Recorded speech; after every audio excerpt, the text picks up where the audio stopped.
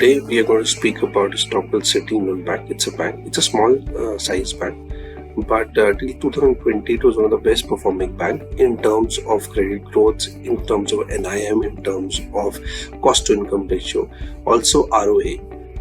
Now, if I just break up the growth from 2005 to 2013, they were growing at moving 29%, which was very good. After that, they declined. Still, from 2013 to 20, they grew at closer to 12%. And it was a conscious call by the bank to reduce their growth rate because they could sense that things are not happening, and the multiple factors also led to that. Like we had issues with the Raina.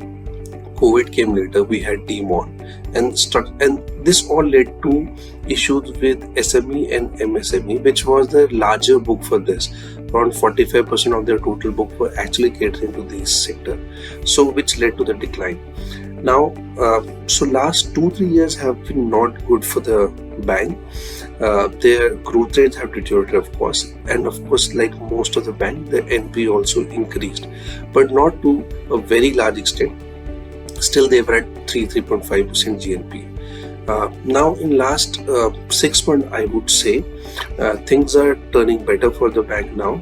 If I look at the GNP that company is talking about, they will go back to pre-COVID level of 1 to 1.5%. The growth rate will be right now in lower teens for this year, and eventually they will move to higher teens. The cost to income ratio, which is still good, will further improve.